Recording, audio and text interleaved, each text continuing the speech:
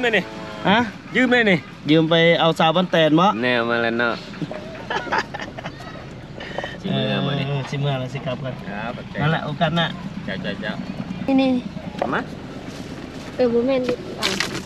แม่นบ่แม่นนะแม่นบ่เดี๋ยวมึงนะให้มันละบ่เดี๋ยวมึงก่อนเราเอามาแต่ทางเหนือบ่ได้นี่เดี๋ยวมึงนั่นบ่เล่าแขวกซะเนี่ยเอาให้ไปเลยโอ้แต่ว่าชาวเราก็ขอบใจแล้วเนาะขอบใจเอาเล่าอันนี้เล่าฮักลูกฮักเมียไหนโอ้ยก็ให้สาธุเลยเนาะถ้าเล่านี่เลยเมาเลยตีลูกตีเมียโมเมนเล่าอันนี้กินแล้วอยากกอดอยากดมอยากแพงเมียแล้วก็อยากได้ลูกตื่นมีคนนึงให้บ่เอาได้แค่ไหนเนี่ยนะอ้าวผลสิบ่ยกการแขวงสัญญาบ่แขวงสัญญาบุรีเจ้าภาคเหนือพุ่น700 กิโลมาฮอดพี่น้องเอ้ยเล่าตัวนี้เพิ่นตอนบ่เตียงกันเลยโอ้คันอยู่เฮือนก็คือสิบ่ได้กินดอกเลยเอาให้เพิ่นให้ท่านห้องในบ้านอันนี้ไปก่อนเด้อโอเคหลายเทือกอะบ่มีอย่างให้โอ้ยนี่มันก็ความทุกข์เลยเนาะความสุขอีกความสุขหรือความทุกข์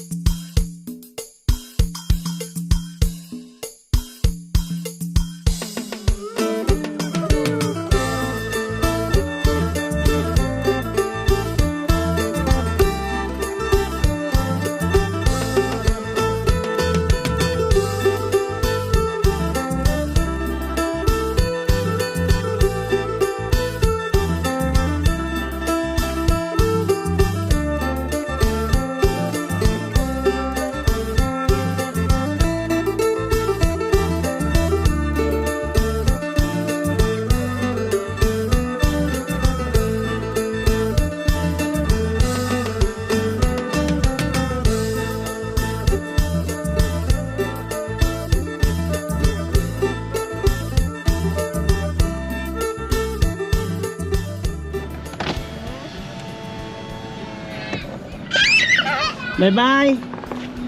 ยลูกบายบาย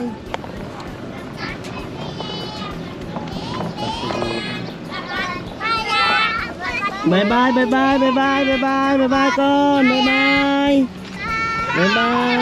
ยเก่งหลายหนาวอีกแล้วพี่น้องเลย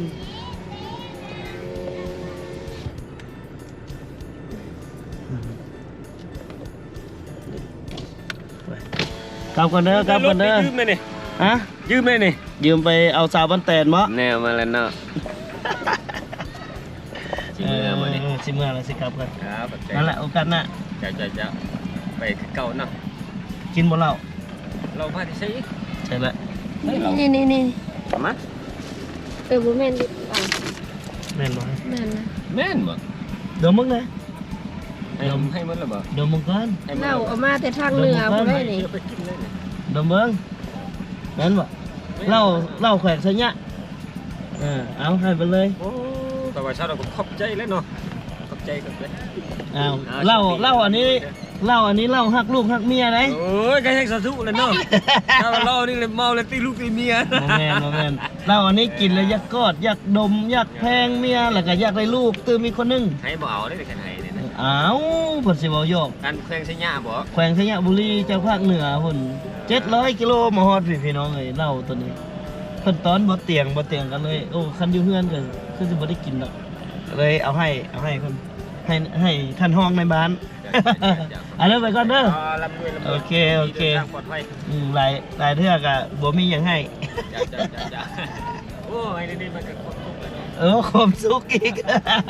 ความสุขหรือความทุกข์ความสุขเพิ่นวิธีรถทางโควิดบ่ช่วงนี้วิดบ่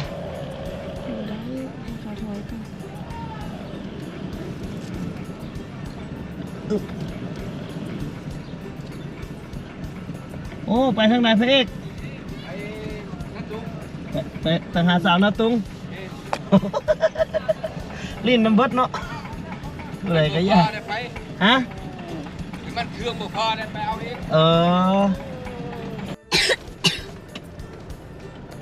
นอนอยู่พี่น้อง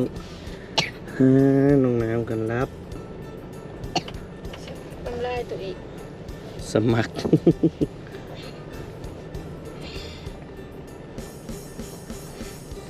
เดี๋ยวจอดเซเว่นหน่อยหนึ่งก่อนนะซื้อน้ำกินหน่อยหนึ่งก่อนอุดหนุนอุดหนุน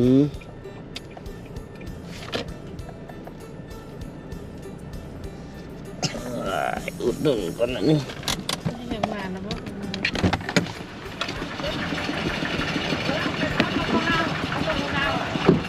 โอ้ไปแล้วไปแล้วไปเอาผู้สาวมาเด้อไปหลายคนเลยว่ะ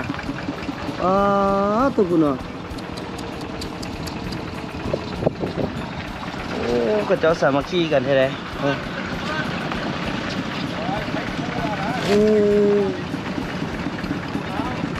คือรถไถนี่เป็นยานพาหนะหลักเลยไปใช้นี่ ไปพุทธเสา ไปก้นเสาขุนเสา สองเดือน ไปด้วยกันเบิดบุญค่ะความสามัคคีของเจ้าไปขุนเสาเฮือนมาเฮือนให้กันซื้อแน่ซื้ออย่างก็ได้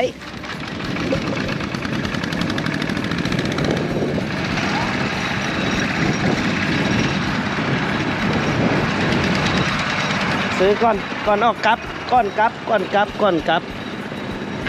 แหกหมานน้องจ้อยก่อนมีเงินแหกหมานเนี่ยบ่เนี่ยไม่อยากให้แหกหมานเลย เอายัง มีฝากระป๋องมีน้ำแข็งบ่เอาอันนี้ใส่อันนี้ฮะนะ มี ตัวใหญ่เนาะตัวนี้บ่ตัวใหญ่ แมน แต่ตัวนี้ใช่เอาน้ำแข็งอุดหนุนซอยน้องจ้อยอุดหนุนก้อนพี่น้องเอ้ยหนุ่มไทยบ่อยู่ก็สิเงียบเหงาหน่อยนึงบ่ได้ยินเสียงตืดเสียงตาดผู้ซันนี่สิเปิดตู้ก้อมพระเท่าบอยเพิ่นแล้วนี่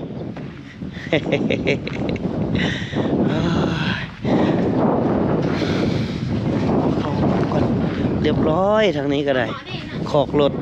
ป้าย่างไปในบ้านน่ะเราว่าไปพื้นที่ใดก็มีแต่มดแดงกัด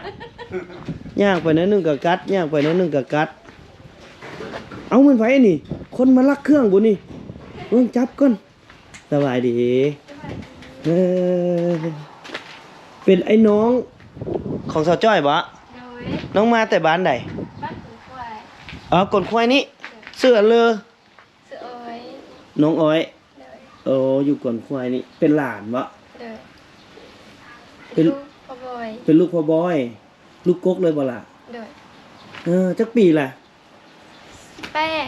เอา18แล้วคือตัวเยอะแท้คือตัวเยอะแท้นั่นแหละเป็นลูกพ่อบอยจักคนเขาว่าไอ้น้องเขาเจ้าฮะมีอายคนนึงมีอายคนนึง มีอายมีเอื้อยคนนึงเนาะมาพักมาเซาอยู่เฮือนสาวจ้อยไอ้น้องอันนี้นี่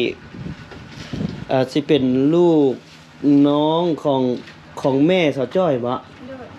คนนี้เด้แม่นไผน้องสาวเจ้าอีกแม่นบ่ชื่อหยังลูกฮะล่าน้อยบ่แม่นล่าใหญ่บ่ก็ซอยเวียกซอยงานหลายๆสมควรเลยเอาอยู่นำกันฮักแพงเอากันไอ้น้องกันถ้าไอ้น้องกันบ่ซอยเหลือกันยามเดือดยามร้อนก็บ่ได้พี่น้อยเดี๋ยวให้เบิ่งวิวบรรยากาศทางหลังบ้านพุ่นจักหน่อย FC สิลืมเนาะ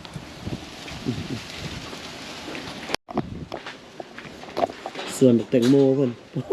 จักเป็นอยู่บ่ช่วงนี้เนาะแตงโมก็ได้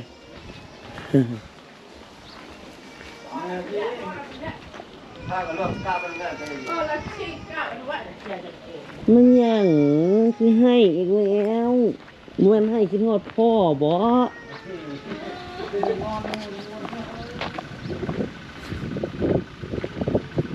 เดี๋ยวออกเมื่อพี่น้องเดี๋ยวสั่งน้ำกับน้องจ้อยใส่เบิดอยู่บ่อันนี้บ่เอาตัวนี้นะโอ้อันนั้นเป็นหลานบ่หลานคันว่านึงน้องก็สิน้องลำเงินบ่แม่งก็ซื้อเพิ่นนะ โดย อันลูกอันไอ้บอยฮะ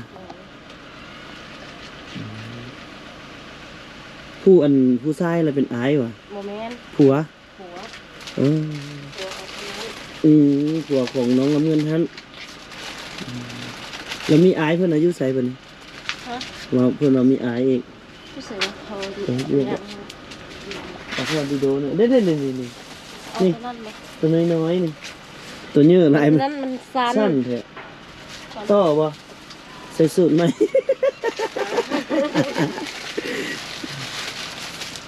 โอ้ดู ผัวเพิ่ม ที่รักจ่ายตังค์ ว่าตกใจก็ได้นะ บ่แต่เอาเป๊ปซี่ซอยน้องจอย เอาอันเพิ่มหน้าโทงขึ้นมาเนี่ย ตัวนั้นก็ให้เดี๋ยวเอาไว้ไปให้ทุกจักพันก็ 10,000 อุ่นนุนจ้าของซื้อของ ขอบ ขา ใจ ย เด้อ ไปแล้วกลับก่อน ทาง บายบายจุบลา วันนี้ ว้าวน้องน้ำให้แล้วจะงูก่อนปอกพันเลิก ชีโบเบ๊ะอันไหนเบ๊ะเบ๊ะอ่ะ ไปเมื่อน้ำลุงเตียงมาโหขันเว้าสำนี้ซื่อๆก็ยังกอดแม่ปั๊บแล้ว กูโทรกันลบทุก ดูเดี๋ยวบายบายกันดู แม่ทุกบายตู้แม่ทุกกัน บายบายนะนี่ยานแต่หมู่เอาโอ้ยงามนางงามไม่ยังเสียงยังเมื่อกี้นี่รถบ่ รถ รถไฟฟ้า อ๋อรูมกับเมียแล้วดิ เออไอ้บ่าวไปลูกไป ไม่ได้ใส่เกิบทุกกันทุกลูกกันตู้แม่ ทุซะทุซาก็จะกินขนมมาลูกขนมหยัง ทุกคนได้เอาตัวไหนตัวไหนตัวไหนลูกสาวใส่ตัวไหนแม่หน่อยสีแดง สีแดงสักจ้อยสามเหลี่ยมนั่นแหละ นี่บอล บนตัวสามเหลี่ยมนี่บนตัวสามเหลี่ยมนี่ ตัวนั้นว่าที่ข้างหน้าที่บอกสี่เหลี่ยมทั้งนี้ทั้งหน้าพี่อันนี้ว่านี่บอก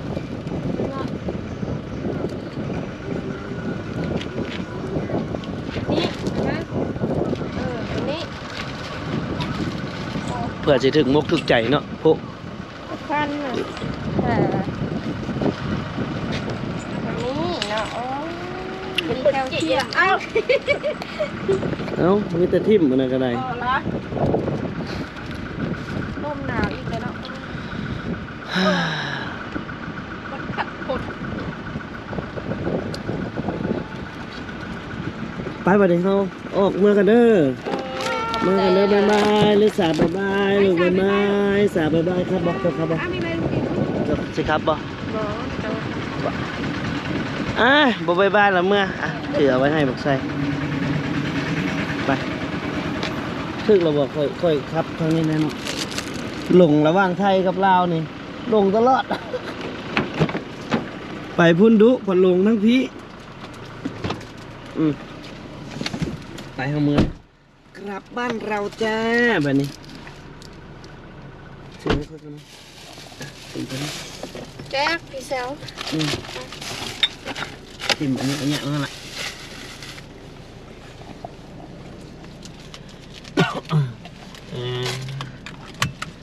อันพอเท่าบอยเพื่อนเรามาอยู่พี่น้ำเนาะดินบ่เป็นบอกเพิ่นเว้าจังได๋เพิ่นบ่ได้เว้าไปฟังว่า ไม่ได้ถามเราหรอก บ่สำบายว่าอยู่เฮือนแล้วมาอยู่พี่แล้วใครแด้ เหลือกระจุกอันนี้หน่อย เหลือกระจุกบ่เหลือกระจุก ใจเด้อ อันผู้หนึงหันผู้หญิงหั่นน่ะเป็นลูกสาวของอันไอ้บอยหัน18 ปีแต่ว่าอันผู้ชายน่ะเป็นผัวของอันนางนะฮันผู้18 ลูกเค ปี ย ลูกเขยลูกเขยงงมันบอก งง บอกให้งง พี่ ได้ เว้า จริง ว่า เลยลูกเขยไอ้บอยแล้วกันแล้วเนาะ ลูกสาวกับลูกเคยเพื่อนกันแล้ว อันไข่มดนะเพิ่นเลือกเอาแต่ตัวตรงๆได้ให้เห็นได้แบบตัวรีบแล้วเอาไปขายตัวตรงๆดีๆแซ่บๆแล้วเอาไว้ให้บ่เตียงค่ำหนองพลอยฮะ ก็ขอบใจ ไข่ง่าย ขอบใจเพื่อนหลายๆคันขายก็ได้มุง50,000 2 ถาดเนี่ยแต่สิ่งที่สำคัญน่ะมันบ่ได้วัดอยู่ที่มูลค่าพี่น้องมันวัดอยู่ที่น้ำใจที่เอาให้กันนั้นคือไข่มดนี่คันให้เฮาไปแย่นี่บ่ได้ละซ้ำนี้นี่บ่แท้ถ้าแต่เพิ่นแย่มาแล้วให้เฮาเคาะเ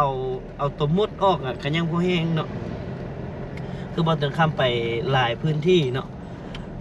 เขาเจ้าถามว่ามาบ้านที่เฮานี่ย้านหยังบ่เตียงตอบว่าสิ่งที่ย้านที่สุดคือความดีสิ่งที่เขาเจ้าเฮ็ดให้เขาเจ้าต้อนรับเฮาแบบซี่นะต้อนรับขับสู้แต่งอยู่ครัวกินจัดที่พักที่เศร้าให้เฮาหั่นนะเขาเจ้าเฮ็ดดีกับเฮาน่ะคือย้านตัวนั้นน่ะพี่น้องเป็นอย่างจังย้านเวลาเขาเจ้ากลับมาหาเฮามาเยี่ยมมายามเฮาสิเฮ็ดดีบ่ได้ซ้ำเขาเจ้าย้านแนวเดียวหั่นแหละบางเทื่อพันเฮาบ่ทุ่งบ่ทันเนาะเฮาบ่ทุ่งบ่ทันผัดจักสิเฮ็ดแนวใดนะเอามุกเอาใจบ่ได้คือเขาเจ้าได้แต่ว่าคือของอยู่ของกินมาอย่างนี้คือไปเขตนอกบ้านนอกของชนบทสปป.ลาวนี่เขาสิไปหาด้วยเหือด้วยแห้งของเขาบ่ได้ซื้อเนาะนั่นคือสิ่งที่เขาลำบากหาเพื่อที่จะมาให้เฮาได้กินบางบ้านนี่ยังต่ำเข้าอยู่แล้วนึ่งให้เฮากินนะก็คือกับอีตนเขาแต่มาหาเฮานี่สะดวกสบายทุกอย่างอยากอาหารอย่างมีคนมีบ่อนขายเบิ่ละเอาสิแต่ว่าเฮาก็ยังบ่มีเวลาเทคแคร์เขาเจ้าย้อนว่าเวียกงานมันต่างกันสินะสิ่งที่บ่จังคำยานก็สิประมาณนั้นเพียงเนาะยานความดีคนที่เฮ็ดบ่ดีกับเฮานี่เฮาเพียงแต่ว่าเรียกบ่ครบแล้วก็จบบ่ตอบบ่โตไปอีกมีแต่ว่าลีกแล้วก็บ่ต้องครบต่อพอแล้ว ไปบัดนี้พวกเราเดินทางกลับยังอีก50 กิโลเมตรพี่น้องจังฮอดเมืองนากายฮอดบ้านพวกเรายังสิเอาเครื่องลงอีกเนาะพี่น้องเนาะ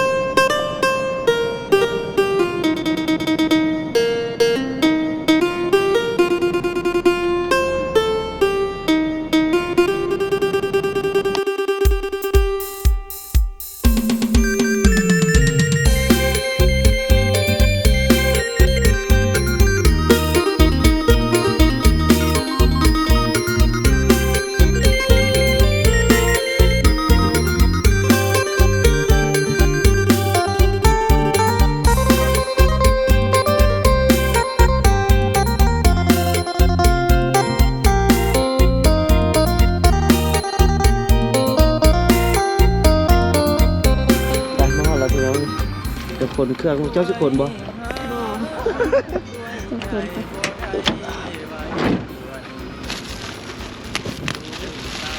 เครื่องซื้อของกับแบบนี้แหละซื้อแล้วก็มาค้นแล้วก็จัดแจงหาทางหนึ่งเขากลางขาดอีกแล้วได้เปิดร้านพี่น้องมานี่ก็คือฝนสิตกเลยเนาะคือฝนสิตกนี่เนาะเงินซื้อพอกังกับบ่มีละขาดแล้วก็ปะยิบเอาใช้ไปสักคน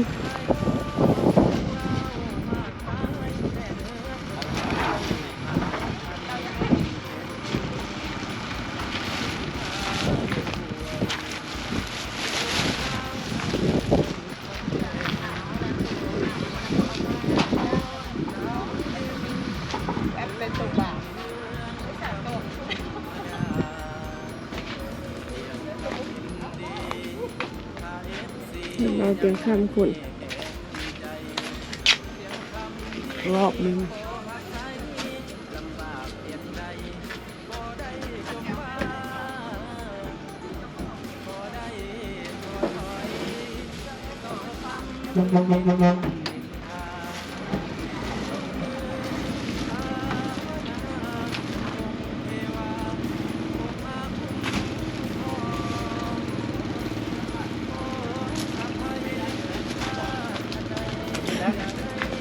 กแล้วเนาะตอนนี้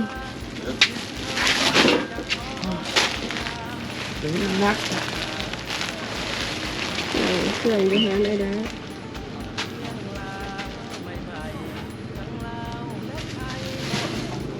โอเคฟ้าหันแหละเป็นไร เอาเข้าเด้อพอแล้ว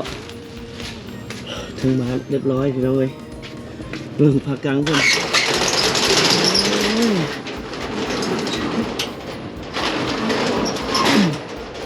ถ้าซื้อของเขาก็หลายพันอยู่เลยเจ้าไล่เงินบาทตกอยู่5,000-6,000 บาทเลยพี่น้อง หลายตัวเนาะตอนนั้นก็ซื้อเท่าไหร่3 ล้านกีบไปวันนี้เดี๋ยวมาว่าเราเอาเครื่องลงเรียบร้อยละก็เดี๋ยวล้ำลาไปสำนี้ก็เลยพี่น้องเอ้ยพบกันใหม่คลิปหน้าขอบใจหลายๆไปก่อน